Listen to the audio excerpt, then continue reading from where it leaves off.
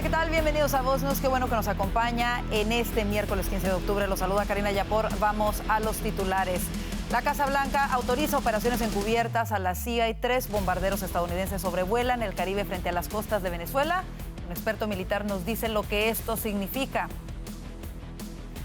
Y la administración Trump revoca las visas a extranjeros que celebraron el asesinato de Charlie Kirk al tiempo que honran su legado patriótico. Además, Israel identifica 3 de los 4 cuerpos entregados por Hamás. Uno de ellos no corresponde a ningún rehén secuestrado en Gaza. Los detalles de esto y más en Voz News, que comienza ahora.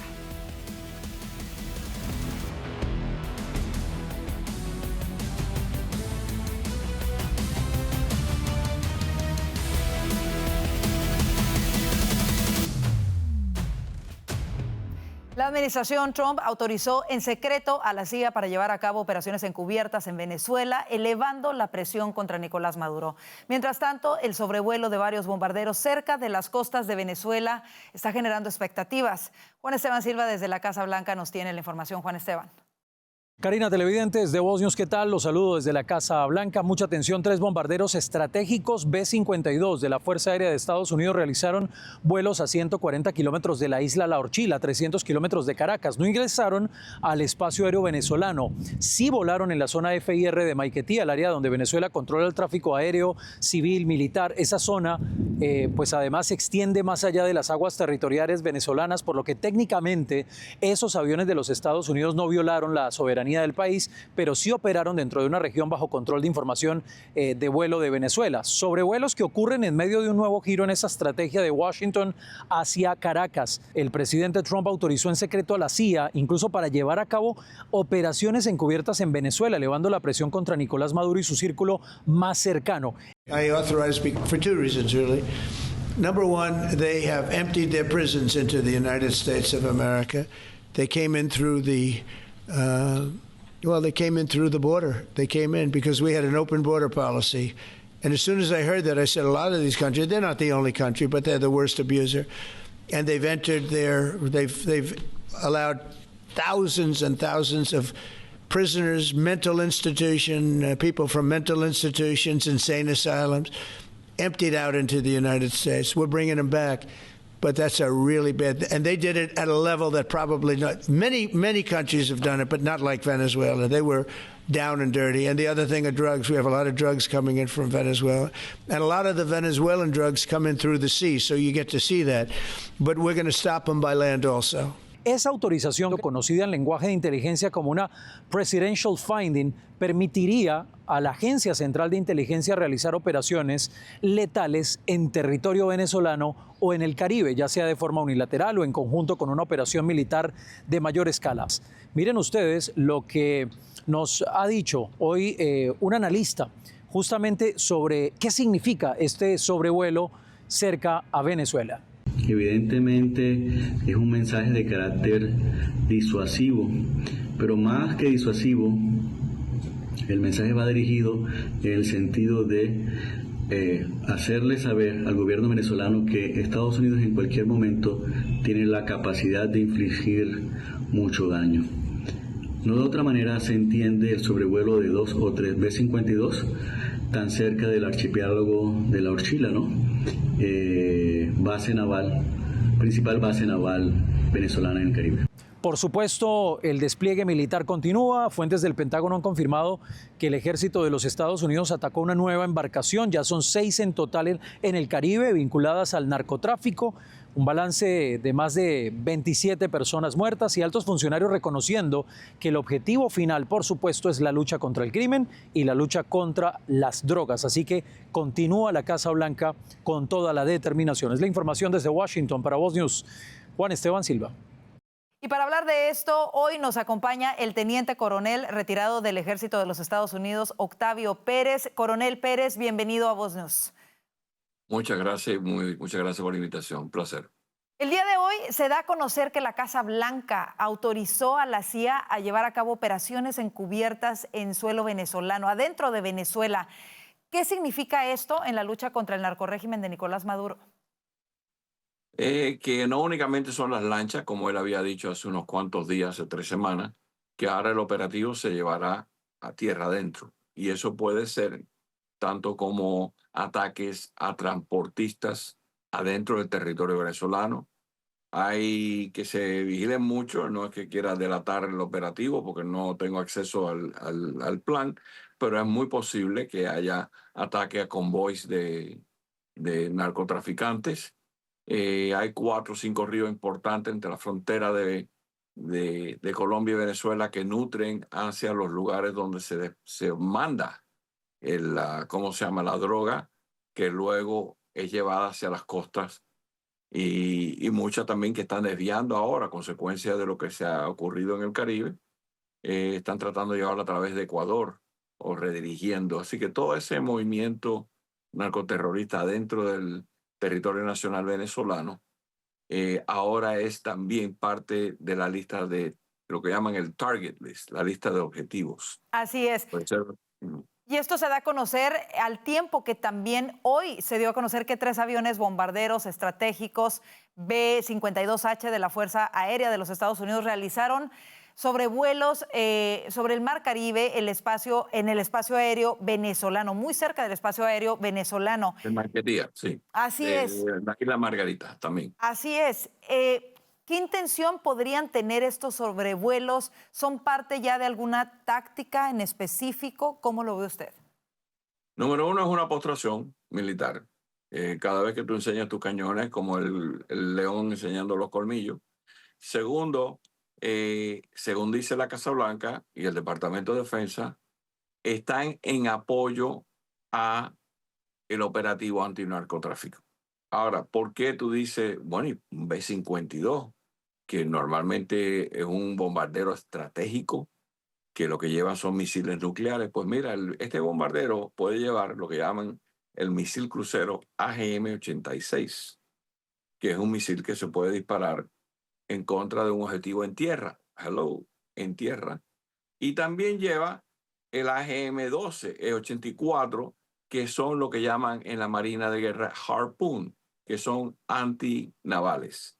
O sea que un B-52, estos 3 salieron, digamos, de una base que está en Houston, Texas, a las 7 de la mañana, y a eso de las 3 de la tarde ya terminaron su operativo.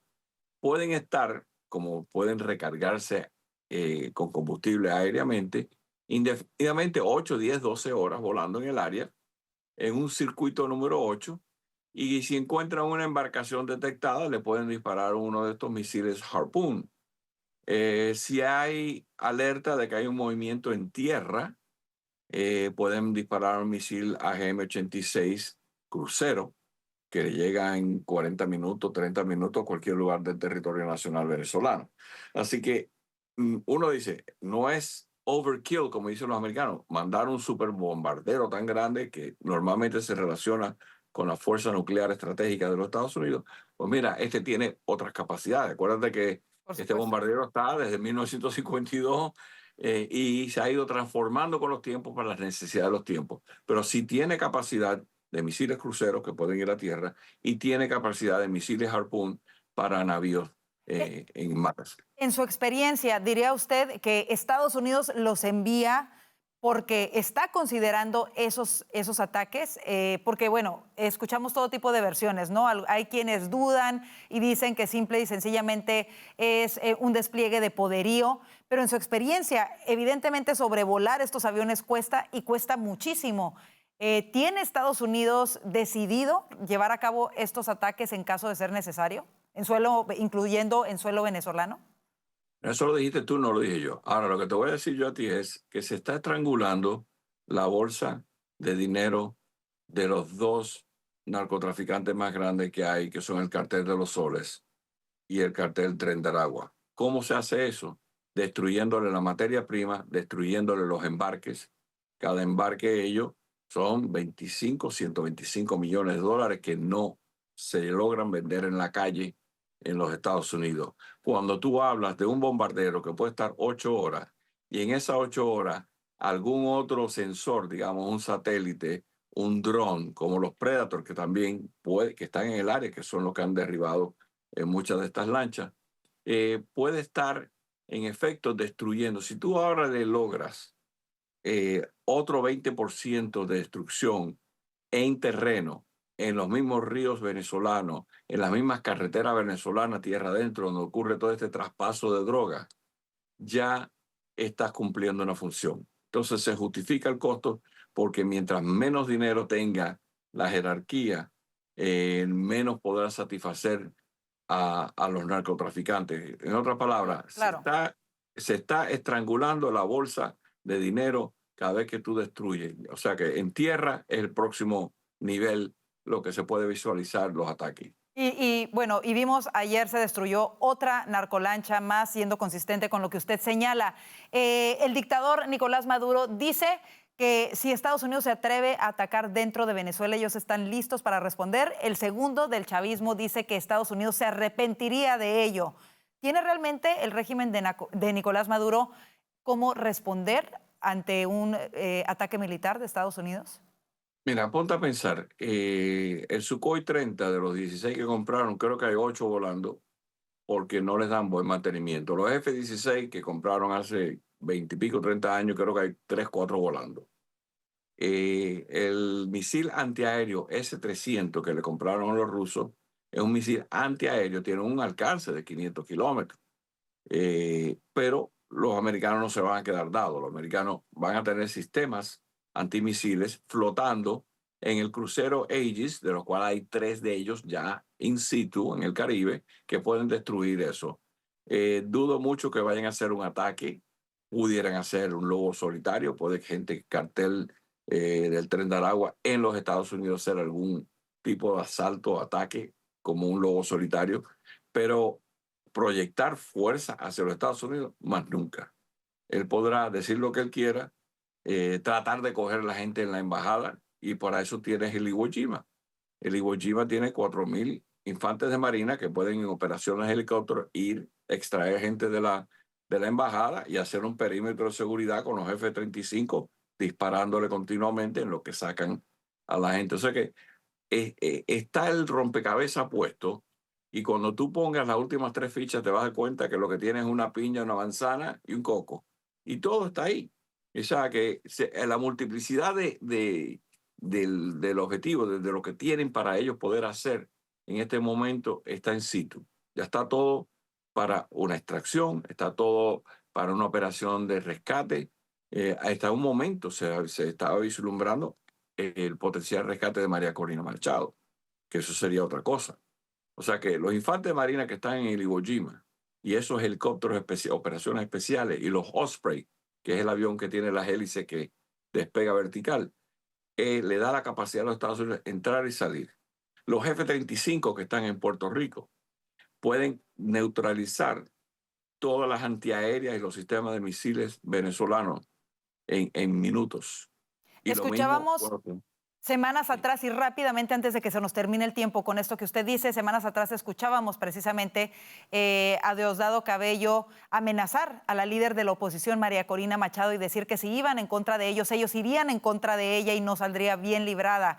¿Tiene garantizada desde su perspectiva Estados Unidos la seguridad de María Corina Machado?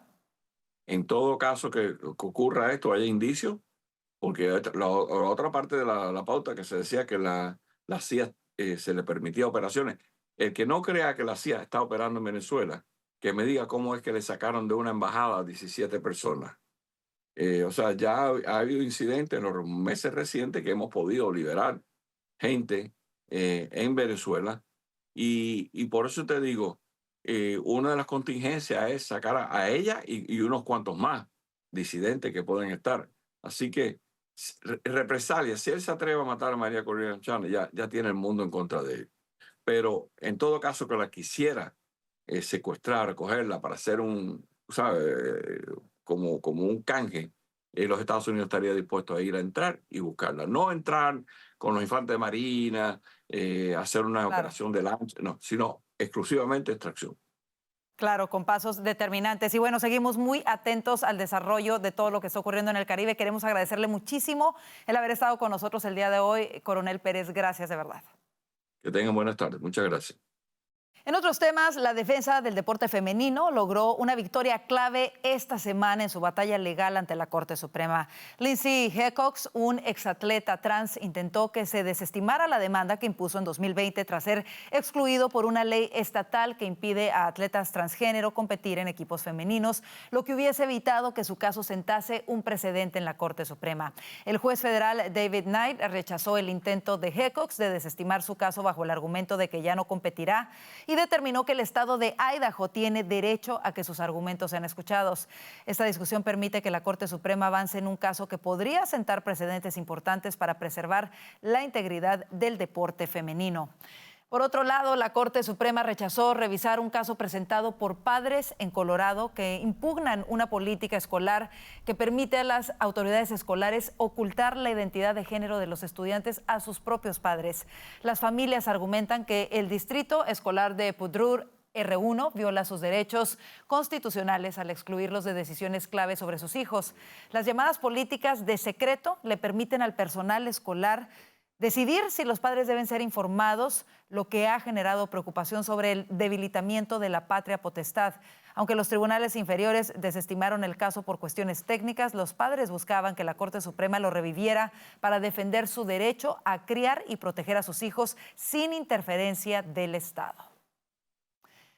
Y el gobierno de Estados Unidos revocó el visado a 6 personas, 4 de ellas latinoamericanas, por celebrar en las redes sociales el asesinato del activista conservador Charlie Kirk, ocurrido el pasado 10 de septiembre en Utah. El Departamento de Estado afirmó que no tiene obligación de acoger a extranjeros que desean la muerte a estadounidenses y difundió los mensajes ofensivos publicados en X, aunque sin revelar las identidades. Entre los afectados hay ciudadanos de Argentina, México, Brasil y Paraguay, además de un alemán y un sudafricano. Las publicaciones incluían frases como "merecía arder en el infierno" y "el mundo es mejor sin él". El presidente Donald Trump y el secretario de Estado Marco Rubio respaldaron la medida como parte de su compromiso de la defensa de las fronteras y los ciudadanos estadounidenses. Y en una alarmante revelación, el Departamento de Seguridad Nacional de Estados Unidos ha emitido una advertencia sobre amenazas dirigidas a agentes federales en Chicago. Según el comunicado, grupos criminales mexicanos estarían ofreciendo recompensas de hasta $50,000 a quienes asesinen a altos funcionarios del Servicio de Inmigración y Control de Aduanas ICE y de la Oficina de Aduanas y Protección Fronteriza.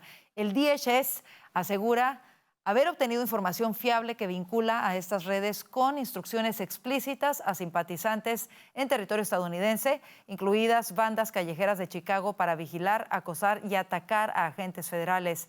Las autoridades ya han intensificado las medidas de seguridad y continúan investigando el alcance de esta amenaza. Y la empresa Meta eliminó un grupo de Facebook que atacaba a agentes del Servicio de Inmigración y Control de Aduanas en Chicago. La fiscal general Pam Bondi confirmó que el Departamento de Justicia intervino para frenar la divulgación de información personal que ponía en riesgo a funcionarios federales. Bondi denunció que redes sociales están siendo utilizadas por radicales para intentar incitar la violencia contra agentes que simplemente cumplen con la ley. Meta justificó la eliminación por violar sus políticas de daño coordinado que prohíbe revelar las identidades encubiertas de personal policial. El gobierno reafirma de esta manera su compromiso de proteger a quienes defienden la seguridad nacional. Por cierto, si le gusta nuestro contenido, no se pierda ninguna entrevista exclusiva y contenido conservador en español y mucho más que tenemos para usted. Vaya ahora mismo a nuestro canal de YouTube, @VozMedia. Suscríbase y active todas las notificaciones para que siempre esté al tanto de lo nuevo. Recuerde que estamos transmitiendo las conferencias de prensa en vivo y en español diariamente para usted. En más información, las negociaciones sobre el cierre de gobierno continúan estancadas. Esta mañana los demócratas le pidieron a los republicanos que se sienten a negociar, pero los republicanos insisten en que no cederán ante las peticiones extremas de los demócratas. Vanessa Valleja nos tiene lo último. Empieza la tercera semana de cierre de gobierno y las negociaciones entre demócratas y republicanos parecen cada vez más tensas. Hoy se llevó a cabo en el Senado la votación por 9ª vez de la resolución continua limpia presentada por los republicanos y una vez más no logró los votos necesarios para salir adelante y reabrir el gobierno. Y como decíamos, pues las discusiones están subiendo de tono y se han trasladado a los pasillos del Congreso. Ayer incluso un grupo de demócratas marchó por la noche hacia la oficina del speaker Mike Johnson exigiendo que se haga el juramento de la representante electa Adelita Grijalva, demócrata por Arizona. Pero el speaker ha dicho que para eso es necesario que se reabra el gobierno. El incidente más notable fue el forcejeo entre la representante Nanette Barragán, demócrata por California, y un agente de policía del Capitolio. Veamos lo que dijo esta mañana el speaker Mike Johnson sobre la situación anoche afuera de su oficina. Last night they played some games. They stormed my office. Maybe you saw some of the video online that they themselves shared, or someone did. They berated a Capitol Police officer, screamed at him. He was just merely standing his post. Shows again their disdain for law enforcement, as we see all around the country, the Democrats and everyone in that party screaming, assaulting ICE officers. They did it right here in the Capitol last night. A few members of Congress went into the little foyer of my office and tore down a sign that I had up and just engaged in all sorts of political stunts and antics. They've been doing that every day now, and it shows their desperation. Mientras tanto, también esta mañana el líder de los demócratas en la Cámara de Representantes, el congresista Hakeem Jeffries, pidió a los republicanos que negocien, pero al mismo tiempo volvió a reiterar que su partido no va a dar el brazo a torcer respecto a sus peticiones. Veamos. It's time to reopen the government. It's time to enact a bipartisan spending agreement that actually makes life better for everyday Americans. Right. And it's time to decisively address the Republican health care crisis. Democrats are in this fight until we win this fight for the American people. Del lado republicano, en el Senado, el líder de la mayoría, el senador John Thune, en su discurso esta tarde antes de la votación de hoy, volvió a rechazar las propuestas de los demócratas. Miren lo que dijo. That's Democrats' motivation. Pleasing their far-left base and preserving their political careers. Meanwhile, we're reading stories about military families lining up at food banks. Pues los demócratas han utilizado los últimos días para insistir en sus quejas, asegurando que la administración está utilizando este cierre del gobierno para despedir empleados federales, a lo que los republicanos han contestado que si los demócratas votaran para reabrir el gobierno, no ocurrirían estos despidos y que además no se afectaría a miles de americanos que están sufriendo las consecuencias de este cierre del gobierno. Y una revelación explosiva sacude el Congreso de los Estados Unidos. Investigadores del comité del 6 de enero recopilaron más de 30 millones de líneas de datos telefónicos rastreando contactos entre conservadores y la Casa Blanca de Donald Trump.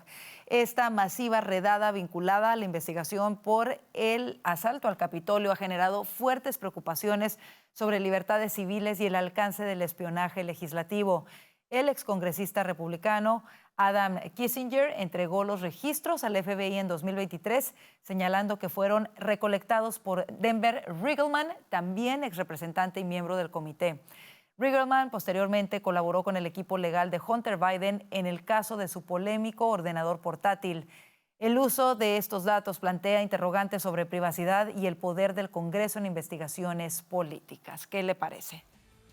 Así nos vamos a la pausa comercial. Indignación en Israel al comprobarse que uno de los cadáveres entregados a través del acuerdo de paz por Hamás no corresponde a ninguno de los secuestrados. Ya volvemos con esto y más aquí a Voz News. Si estás pasando por ansiedad o depresión, no tienes que enfrentarlo sola. Con Voz Salud tienes acceso ilimitado a terapia y consultas médicas virtuales o en persona y a más de 400 medicamentos, incluyendo los que tratan la salud mental, totalmente gratis.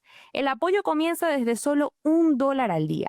Visita salud.voz.us y empieza a sentirte mejor, mucho más pronto.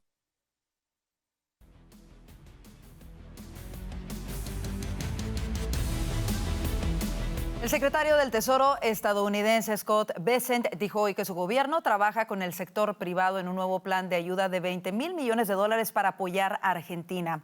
Estamos trabajando en una línea de crédito de $20 mil millones que sería complementaria a nuestra línea de intercambio de divisas conocida como swap con bancos privados y fondos soberanos, que creo que estaría más orientada al mercado de deuda, dijo a periodistas en Washington.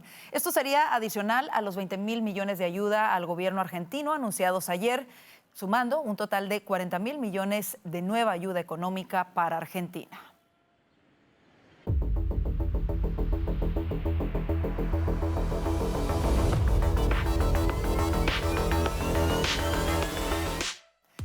Escuche esto, el ejército israelí indicó hoy que el cuarto cadáver entregado la noche del martes por el grupo terrorista Hamás no corresponde a ninguno de los rehenes de Gaza.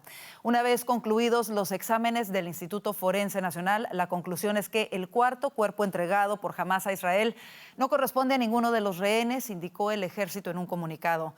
Hamás tiene que hacer todos los esfuerzos necesarios para devolver a los rehenes fallecidos, advirtió el ejército israelí. Y el presidente de Chile, Gabriel Boric, alertó sobre las dictaduras en la región y arremetió contra Nicolás Maduro a propósito del homicidio del militar venezolano Ronald Ojeda en Santiago de Chile. Escuchemos parte de lo que dijo. Las dictaduras y los líderes autoritarios cruzan frontera para imponer el miedo cuando creen que pueden hacerlo impunemente. Sin ir más lejos, en Chile tenemos el caso del asesinato de un ex militar venezolano, en donde uno de los sospechosos de haber perpetrado el asesinato es el mismo régimen del dictador Nicolás Maduro, que se robara las elecciones en su patria. Entonces acá... Funcionarios de la Fiscalía en Chile han asegurado que el secuestro y asesinato del exteniente venezolano Ronald Ojeda fue encargado y pagado concretamente por Diosdado Cabello, ministro de Relaciones Interiores de Venezuela y considerado el número 2 del régimen de Nicolás Maduro. Y 2 puentes en Ecuador resultaron afectados hoy por ataques con explosivos en medio de una ola de atentados similares que el gobierno considera una represalia de las bandas criminales por su ofensiva militar para doblegarlas. El martes un hombre murió y 26 personas resultaron heridas por la explosión de un coche bomba en las afueras del centro comercial más grande del puerto de Guayaquil, en el suroeste del país. En el lugar, la policía encontró otras 4 cargas explosivas de alto poder que no fueron activadas. Ecuador está sumido en la violencia por numerosas bandas dedicadas al narcotráfico, asesinatos, secuestros, extorsiones y minería ilegal.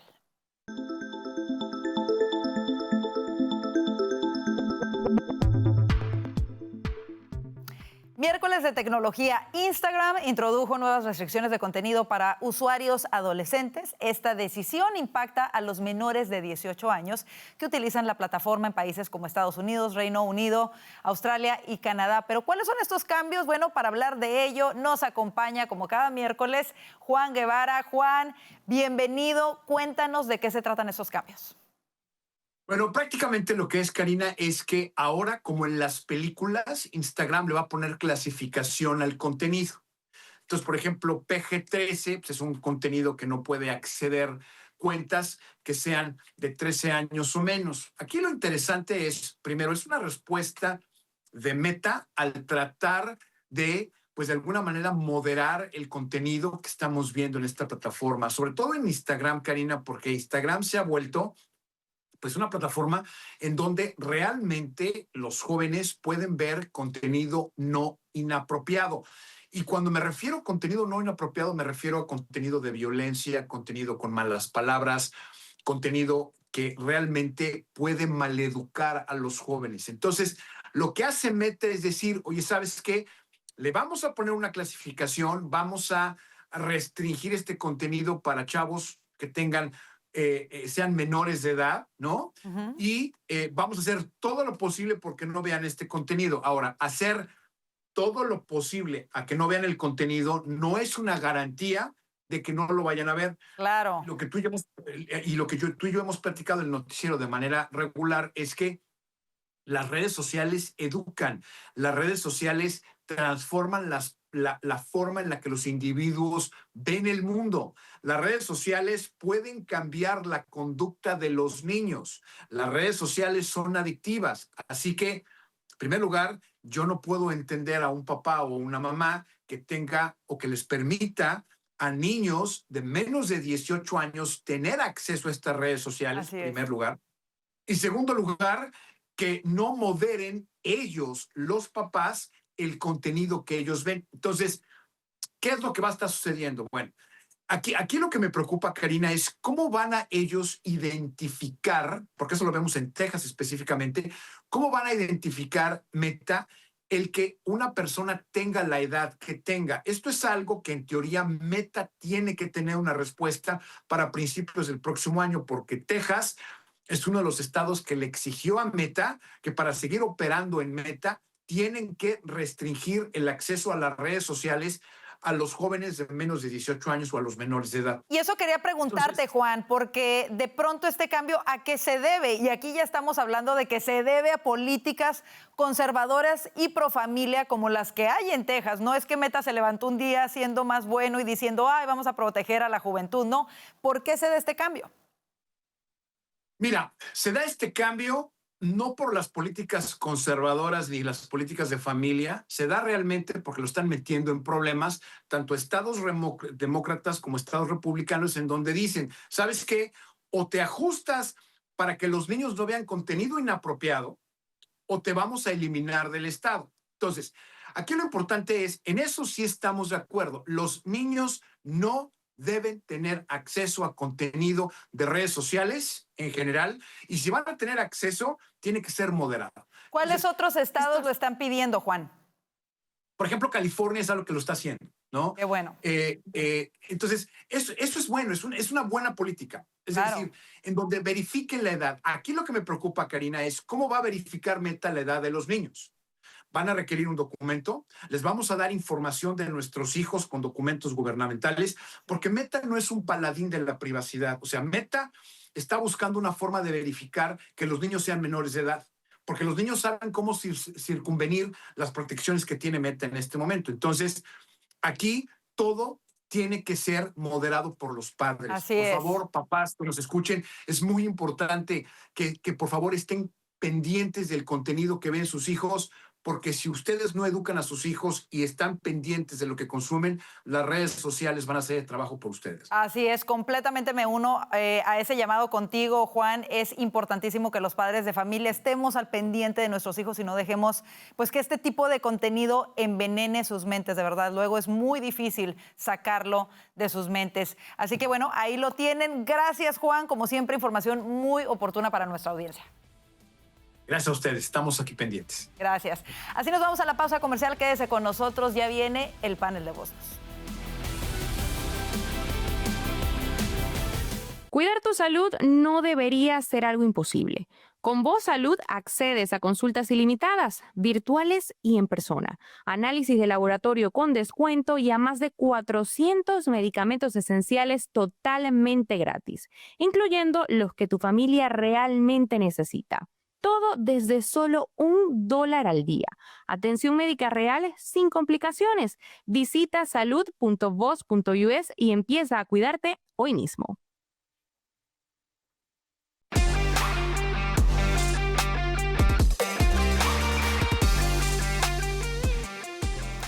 La administración Trump autorizó en secreto a la Agencia Central de Inteligencia, la CIA, a llevar a cabo operaciones encubiertas en Venezuela, elevando así la presión contra Nicolás Maduro.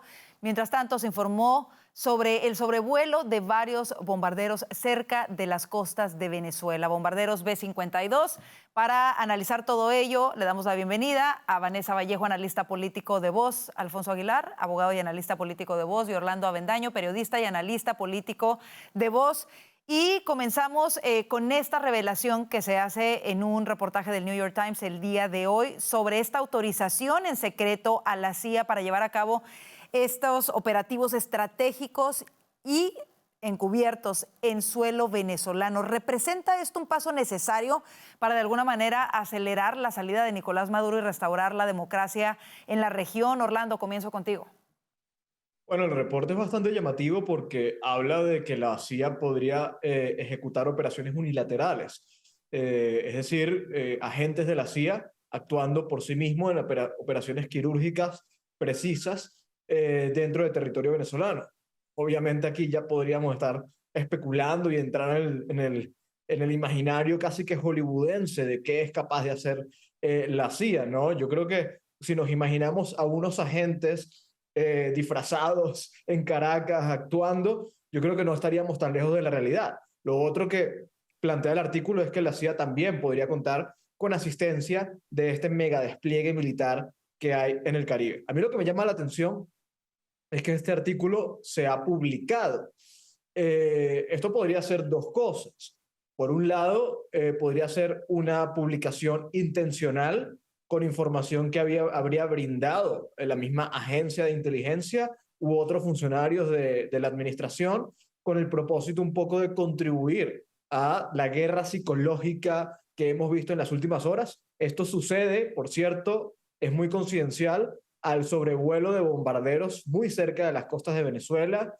Es decir, podríamos estar viendo una campaña de terror psicológico al 100%, pero lo que más me preocuparía es que, porque si se está hablando de una operación en secreto, encubierta de la CIA, obviamente eso requiere máxima confidencialidad y para que sea efectiva requiere que no se sepa nada.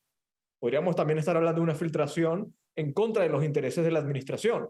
No sería la primera vez que ocurre. Además, hemos visto que el Pentágono ha estado alertando muchísimo sobre esta posibilidad en estas últimas semanas. Ojalá no sea este escenario, porque eso podría frustrar una operación que esté en curso dentro de Venezuela. Por supuesto, al ver este reporte yo creo que esas son las dos posibilidades en las que uno piensa de manera inmediata, si es intencional o no, y si no lo es, yo creo que es mucho más grave. Vanessa, ¿cómo lo ves y qué mensaje crees que envía el sobrevuelo de estos bombarderos estadounidenses cerca de las costas de Venezuela? ¿Qué mensaje, Vanessa? Es una situación bastante complicada porque efectivamente uno ya no sabe qué pensar en este momento. Efectivamente uno no sabe si fue que lo filtraron para asustar al régimen, si lo filtraron para preparar el terreno, si lo filtraron enemigos para frustrar o para perjudicar cualquier acción. Y cualquier cosa puede pasar. Por eso es que en estas épocas siempre una de las recomendaciones que da pues la oposición y la gente de bien es tengan mucho cuidado con lo que compartan y cómo lo comparten. Obviamente esto es un reportaje del New York Times, pero digamos que en este momento todo el mundo está tan desesperado por información que hay de todo y no se sabe exactamente qué es lo que está pasando. Ahora, el asunto sí es que yo creo que todos entendemos que Venezuela, bueno, todos no, porque hay gente en los medios de comunicación muy grandes diciendo cosas locas, pero yo creo que aquellos que conocen Venezuela están de acuerdo en que no hay forma de que Maduro, si efectivamente Estados Unidos tiene el objetivo de sacarlo, no hay forma de que Maduro, digamos, físicamente le haga frente a eso, ¿no? Ahí la pregunta sería, ¿qué tanto está dispuesto a avanzar esta administración en cómo hacerlo? Yo creo que ha avanzado mucho en materia de comunicación. Hemos dicho aquí varias veces, mencionado cómo toda la administración está alineada y el hecho de que de pronto la primera prioridad de esta administración sea generar el terreno o impulsar a que las cosas de pronto terminen desarrollándose por sí solas, no quiere decir que de pronto en la vía o en el desarrollo de las cosas, si hay que cambiar las estrategias y si de pronto hay que hacer un esfuerzo más, no se puede hacer, ¿no? Yo creo que sí, efectivamente, la primera opción es esa, es presionar, y creo que esa presión ha ido aumentando, pero pues yo creo que ni la misma cúpula de la administración, digamos, tiene en este momento, digamos, claro efectivamente cómo se va a desarrollar, porque eso depende de también cómo responda el régimen de Maduro, pero a estas alturas yo creo que estamos viendo incluso, y como es el presidente Trump, incluso un presidente Trump disfrutando lo que está pasando y disfrutando la presión que está ejerciendo sobre el régimen. O un presidente Trump muy ocupado además, ¿no? Porque acaba de irse al Medio Oriente a firmar la paz, regresa, se reúne con el presidente de Argentina el día de ayer, pero no quita el dedo del renglón. La administración sobre el tema de Venezuela es una prioridad, lo mencionan todos los días.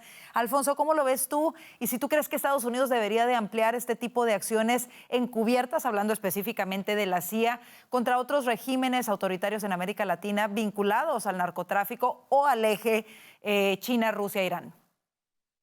Si están vinculados al narcotráfico, definitivamente. O sea, ya la administración declaró una nueva batalla en contra del narcoterrorismo, designó a los carteles como como grupos terroristas. Ese fue el primer paso. Entonces ahora lo que estamos viendo, este último anuncio sobre este memorándum es significativo. De mi punto de vista, es un regreso a la política de la segunda mitad del siglo XX, donde la CIA tenía un rol muy activo en toda la región para contener la expansión del comunismo, que presentaba para Estados Unidos una amenaza inminente. Pues ahora el narcotráfico es ese riesgo inminente para los Estados Unidos y vamos a utilizar las mismas medidas. O sea, si la CIA después de la caída del comunismo estuvo como un tanto desaparecida de la región, ahora regresa con esta autorización que permite el uso de la fuerza. Eso es muy, muy significativo. Entonces yo creo que es un mensaje claro al régimen de Maduro, que se van a utilizar todos los medios para removerlo. Y no removerlo del gobierno, es para tumbar al capo del cartel de los soles. Lo que está pasando en Puerto Rico también es significativo. Recordemos que después de la Guerra Fría también la presencia militar en Puerto Rico se fue eliminando, tanto así que se cerró la base Roosevelt Roads, la zona de tiro de Vieques. Ahora se está restableciendo la presencia militar en Puerto Rico siendo ese puente estratégico militar hacia América Latina. Sabemos que se está utilizando la base Muñiz de la Guardia Nacional, que es aledaña al aeropuerto internacional, que se está utilizando el puerto de Ponce en el sur de la isla para las embarcaciones de guerra americanas y se ha reabierto la base de Roosevelt Roads. O sea, esto es significativo, además de todos estos, además de los ataques, además de estos vuelos muy cerca de las costas de Venezuela.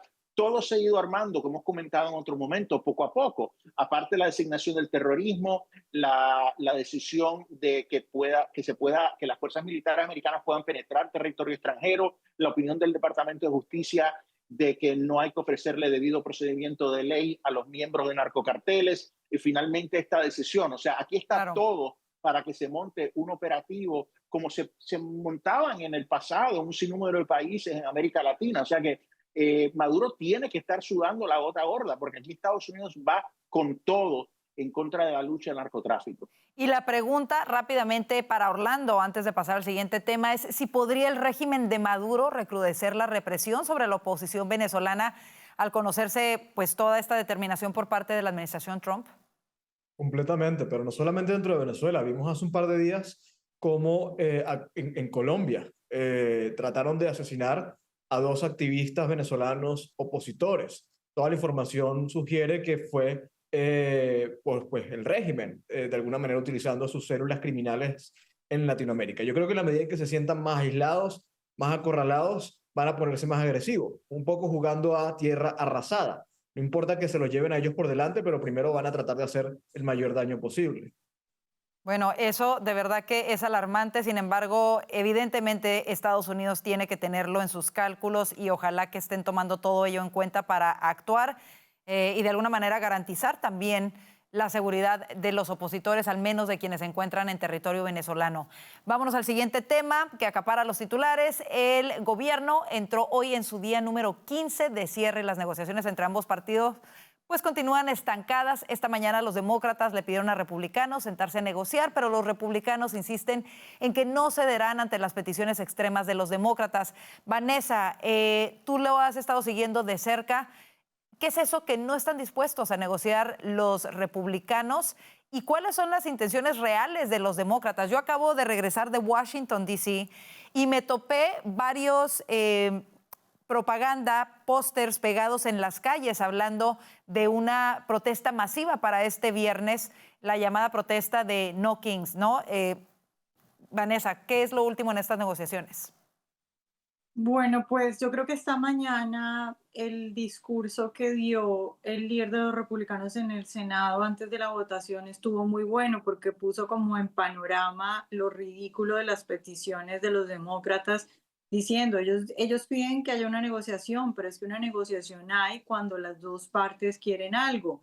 Y primero, los republicanos lo que hemos ofrecido es una resolución continua limpia, es decir, que no estamos ofreciendo más que extender.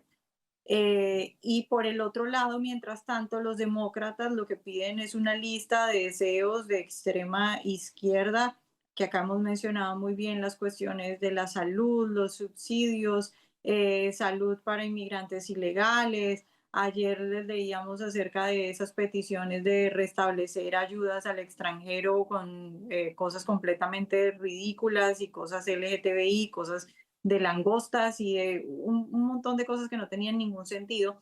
Entonces, lo que dicen los republicanos es, evidentemente, por extender un poco la financiación del gobierno por unas semanas, que ya a las 7 semanas originales hay que quitarle las 2 semanas que llevamos, no, obviamente no vamos a aprobar este tipo de cosas. Y luego tenemos al Speaker Mike Johnson diciendo la pelota ya no está en la Cámara de Representantes, sino que ya está en el Senado, por eso nosotros no estamos haciendo ahorita en este momento ninguna negociación porque ya está en el Senado. Claro.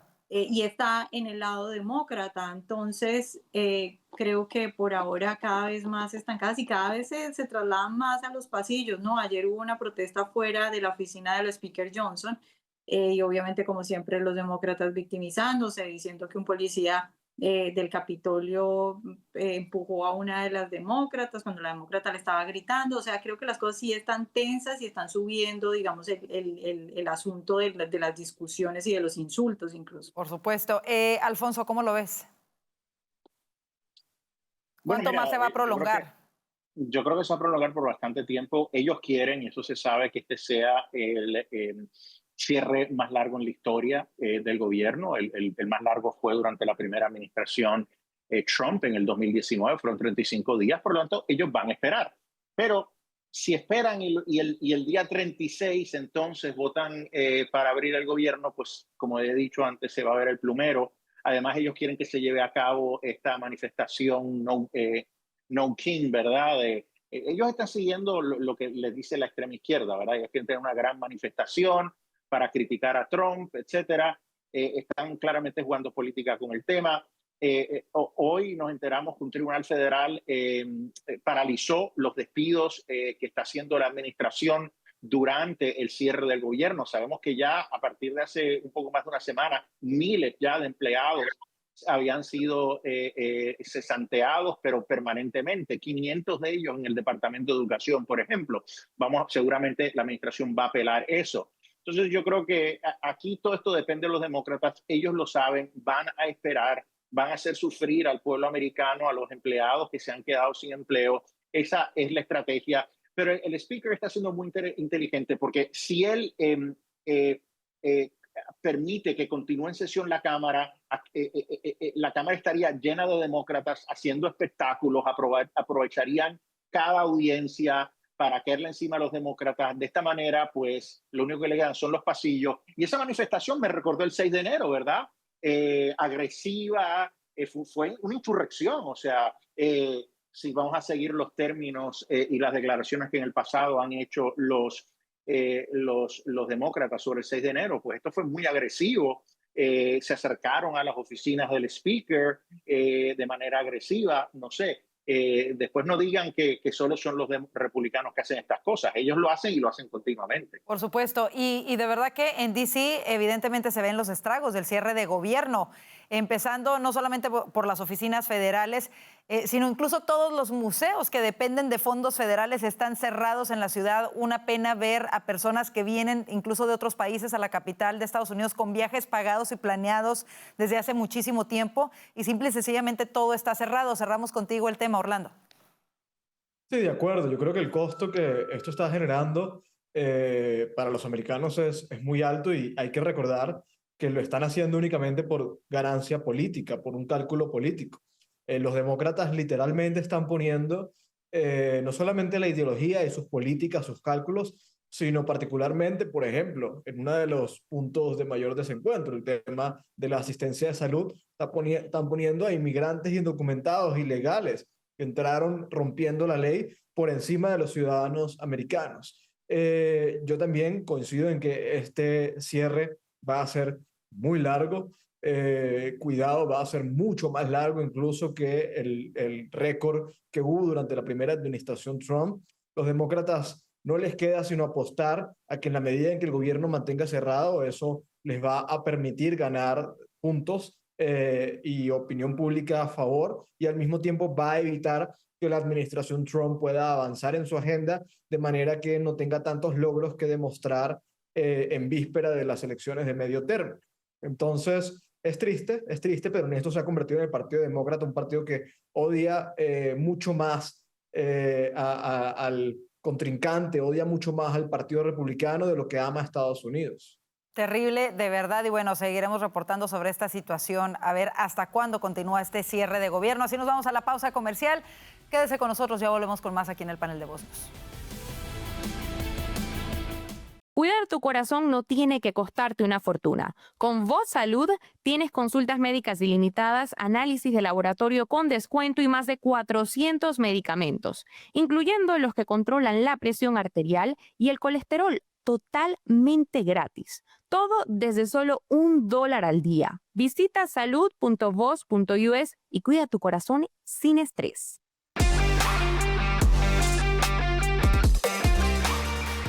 Como le informamos, el gobierno de Estados Unidos revocó las visas de al menos 50 políticos y funcionarios mexicanos como parte de una ofensiva del presidente Trump en contra de los cárteles de la droga y sus presuntos aliados políticos.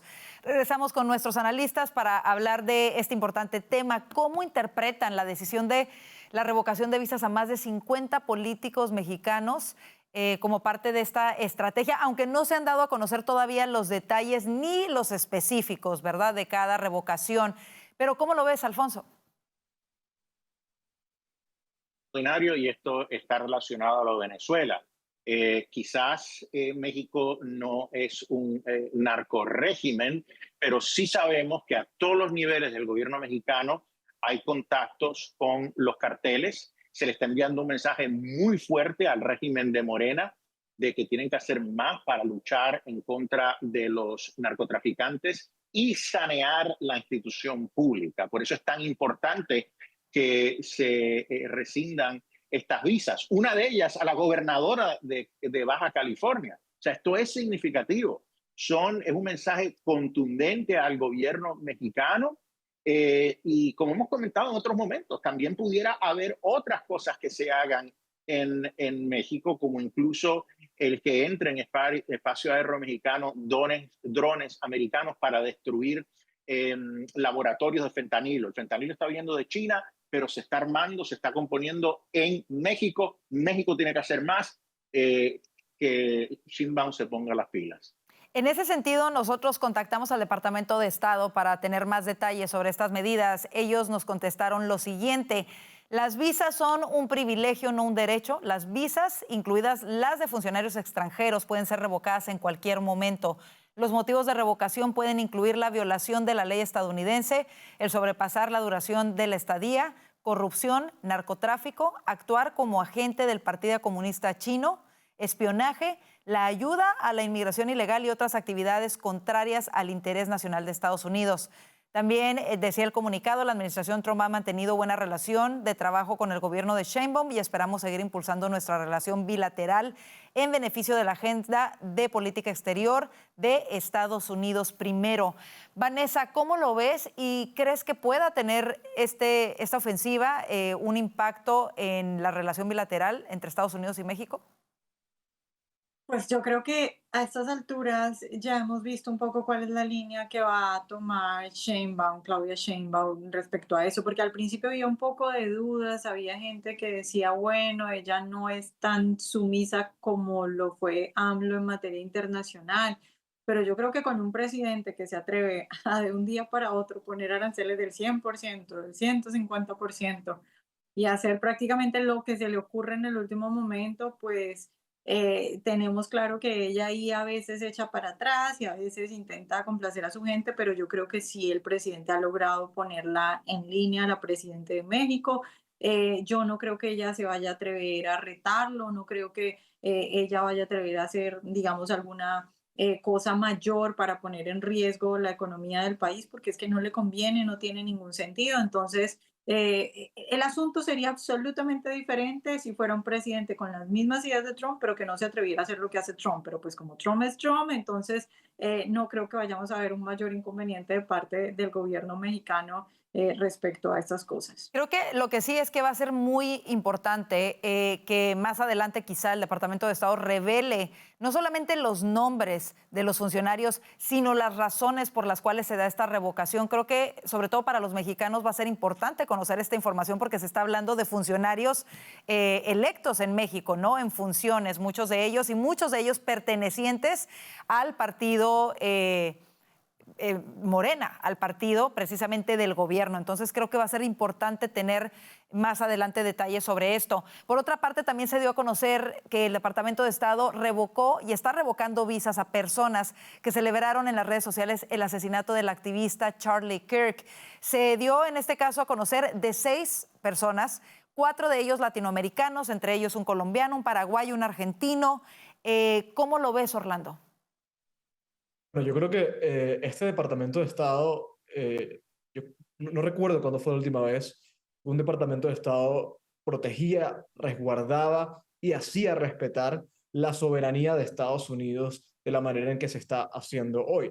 Y parte de ejercer ese respeto, de imponerlo, es dejar claro a todo potencial visitante, a toda persona que aspira a ir a Estados Unidos, que entrar en suelo americano no siendo ciudadano no es un derecho, sino que es un privilegio. Y es un privilegio que implica responsabilidad, como el mismo Departamento de Estado lo dijo en el caso de estas visas que son revocadas. Esto no se trata de si eres de izquierda o derecha. Se trata de que es inaceptable que alguien viaje a Estados Unidos, aproveche ese privilegio, lo disfrute, pero al mismo tiempo celebre el asesinato vil de un estadounidense.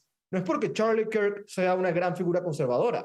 Podría ser alguien de izquierda, podría ser un progresista, un liberal, pero nadie que celebre el asesinato de un americano debería tener el privilegio de poner un pie en Estados Unidos. Y que esa acción la ejerza este Departamento de Estado es una defensa de la soberanía como teníamos años sin ver. Por supuesto. Y hay que añadir, Karina, un punto importante, sí, porque algunos van a decir, la izquierda ya lo está diciendo, los demócratas que siempre se alinean con las personas que se equivocan, que están mal, diciendo de que esto es una violación de la primera enmienda de libertad de expresión garantizada por la Constitución. Esto no es cierto. Una persona que no es ciudadana no tiene el mismo nivel de protección que un ciudadano americano. Por lo tanto, si una persona, como bien dice Orlando, un extranjero, celebra el asesinato de un ciudadano americano, esa es razón suficiente para removerlo. Por supuesto, y es el sentido común, ¿no? Que es lo que ha traído de regreso esta administración. Y en ese sentido, ligado un tanto a estas acciones, también el Departamento de Seguridad Nacional dio a conocer que grupos criminales mexicanos estarían ofreciendo recompensas de hasta $50,000 a quienes asesinen a altos funcionarios del Servicio de Inmigración y Control de Aduanas, de ICE, y de la Oficina de Aduanas y Protección Fronteriza, CBP. Terrible. En este comunicado incluso señalan que hay información confiable de estos hechos y específicamente en el área de Chicago. Alfonso, ¿cómo lo ves? Bueno, que tengan mucho cuidado porque esta administración no se va a cruzar de brazos. Si surgen incidentes donde se asesina un oficial de ICE, donde se hiere a un oficial de ICE y hay evidencia de que efectivamente fue por grupos vinculados a narcotraficantes o que recibieron instrucciones para hacer emboscadas a agentes de ICE, el gobierno de Estados Unidos va a responder. Y ya dije anteriormente, ya hay, la administración está clara que ellos pueden intervenir militarmente en contra de los carteles. México ha hecho muy, muy poco. Estados Unidos sabe dónde está operando esta gente. Estados Unidos sabe dónde están estos laboratorios y la respuesta puede ser contundente y significativa. Yo espero que esto no suceda. Ya hemos estado escuchando desde hace semanas que efectivamente hay manifestantes violentos que están tomando información de oficiales de ICE. Por eso es tan importante que se pongan las máscaras. Tanto que dicen, claro, no, que van con las máscaras. Es importantísimo. Claro. Porque esta gente está tomando videos de quiénes son. No sé si viste las imágenes de los manifestantes frente a las facilidades de ICE, tomando video de todo el mundo, incluso los oficiales estatales, quiénes son, para documentarlo, porque los quieren perseguir, quieren cometer actos de violencia. Por eso los oficiales de ley y orden tienen que protegerse. En ese sentido, la fiscal general Pam Bondi dio a conocer que Meta eliminó precisamente un grupo de Facebook en donde se atacaba y se exponía a agentes de ICE. Así como tú lo dices, estaba subiendo información, incluso información no solamente de ellos, sino de sus familias. Gravísimo. Orlando, ¿cómo lo ves y cómo ves las acciones que está tomando la administración para proteger a los agentes federales? Yo creo que lo que estamos viendo es la confirmación de que el terrorismo doméstico, Antifa, Black Lives Matter en su momento, pero además la violencia que hemos visto contra los agentes de ICE, que luce como aislada o como lobos solitarios, realmente no lo son. No solamente que están muy bien coordinados internamente, sino que tienen apoyo y coordinación con los cárteles del narcotráfico en la región. Es decir, lo que estamos viendo es un entramado criminal que es mucho más grande que simplemente un loquito que agarró un arma y se fue contra un agente de ICE, sino que esto es un esfuerzo muy bien diseñado por parte del crimen organizado para subvertir el orden en Estados Unidos. En ese sentido, yo creo que la administración está haciendo lo correcto, no solamente en abordar esto, sino, por ejemplo, al designar a Antifa como una organización terrorista, a indagar e investigar sobre cómo se financian estas organizaciones, de dónde viene la plata, qué hay exactamente detrás, porque a este punto no podemos ser ingenuos. Es evidente que quienes están tratando de generar caos en Estados Unidos están muy bien conectados a los enemigos de Estados Unidos que están afuera del país. Y sin embargo, vemos a los funcionarios demócratas peleando para que se descubran los rostros, los agentes de ICE, peleando y utilizando retórica, comparando a los agentes de ICE con agentes alemanes nazis. Cerramos contigo el tema, Vanessa. ¿Por qué los demócratas no ven el riesgo en el que están poniendo a estos agentes federales que simplemente están haciendo cumplir las leyes de los Estados Unidos? Pues es una lástima que esté pasando eso porque yo creo que en general en el mundo entero una de las características de este país y que reconoce mucha gente afuera es como en Estados Unidos siempre se ha respetado y se ha honrado a los servidores públicos, a la gente que sirve en general en las fuerzas del orden o en el ejército, o en este caso también a los agentes de ICE. Yo pues como hispana crecí toda la vida diciendo es que en Estados Unidos sí se respeta la ley, es que en Estados Unidos si usted le desobedece a un policía va a tener consecuencias. Lastimosamente, tras años de varias administraciones demócratas, porque no solo fue la administración de Biden, pero también la administración de Obama, no en tal medida, pero sí hemos visto esas administraciones demócratas digamos que minando el poder, el respeto, la autoridad que tienen estos agentes. Y eso es muy triste porque es gente que pone en riesgo su vida para proteger a los americanos y que ahora se está viendo amenazada. Y hay gente, yo creo que sí hay que decirle a esa comunidad hispana que de pronto está un poco perdida, que de pronto sale a protestar porque cree que puede, digamos que genuinamente ayudar a una comunidad, que no haga esas cosas, porque lo que está haciendo es fomentando el crimen y respaldando gente que no está haciendo cosas buenas. Por supuesto, y que están haciendo cumplir las leyes de inmigración. Si se quiere un cambio, corresponde a los legisladores hacer ese cambio legislativo y no este tipo de agresiones en contra de los agentes. Se nos terminó el tiempo, compañeros. Como siempre, un gusto tenerlos en el panel de Voz News. Gracias a Alfonso Aguilar, Vanessa Vallejo y Orlando Avendaño.